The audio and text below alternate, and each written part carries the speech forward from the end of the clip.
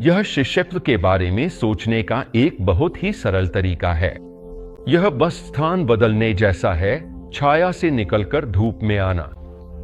तो मुझे यह कहना होगा कि अगर आप एक विश्वासी के रूप में वर्षों से खुद को अच्छे व्यवहार के जरिए परमेश्वर के करीब पहुंचने वाला मानते रहे हैं, तो आपको सही तरीके से शिष्यत्व नहीं मिला है।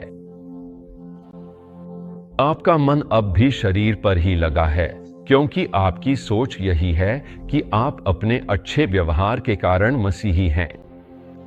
आप अपने अच्छे या नए व्यवहार के कारण मसीही नहीं हैं।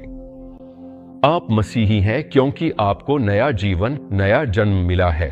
परमेश्वर की स्तुति हो। आपका शरीर वह आपकी जिंदगी की नींव नहीं है। यही तरीका नहीं है जिससे आप नया जन्म पाए। यीशु ने निकोदेमुस से यूहन्ना 3 में कहा, शरीर से शरीर का जन्म होता है, आत्मा से आत्मा का जन्म होता है।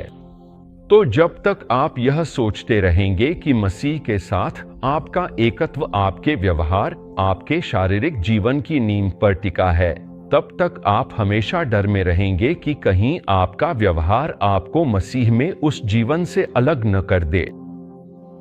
और वह लगातार शांति की कमी, वह लगातार इरेने शांति की कमी, वह लगातार परमेश्वर के साथ एक होने की कमी वास्तव में आपको शरीर के कामों की ओर धकेल देगी।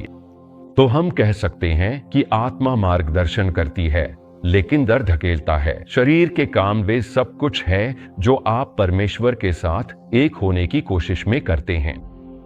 याद रखिए, यीशु ने यह नहीं कहा, अगर तुम मुझसे एक होने की पूरी कोशिश करोगे तो तुम बहुत फल लाओगे। उन्होंने कहा, अगर तुम मुझ में बने रहो जैसे मैं तुम में बना हूं, अगर तुम मुझ में स्थिर रहो तो तुम बहुत फल लाओगे। दूसरे शब्दों में, अगर तुम वहीं रहो जहां मैंने तुम्हें रखा है। परमेश्वर की स्तुति हो। और जब पवित्र आत्मा हमें यह प्रकाशन देने आता है कि उसने हमें कहाँ रखा है, उसी स्थान से जीने के लिए, उसी स्थान से सोचने के लिए, तो यह पवित्र आत्मा का कार्य है कि वह हमारी आंखें खोले ताकि हम देख सकें कि अब हम क्या हैं। स्थान, स्थान, स्थान। हम मसीह में हैं। परमेश्वर की स्तुति हो। आप जानते हैं, प्रेरित पौलुस की सेवकाई का हिस्सा, जब वह कलीसिया में समस्याओं से निपट रहे थे, गंभीर समस्याओं से भी, लैंगिक अनैतिकता, तो उनकी सेवा करने का तरीका यह था कि वे लोगों से बात करते थे और उनसे इस आधार पर संबंध रखते थे कि परमेश्वर ने उनके लिए क्या किया है। उन्होंने उनके जीवन में नींव डालना कहा।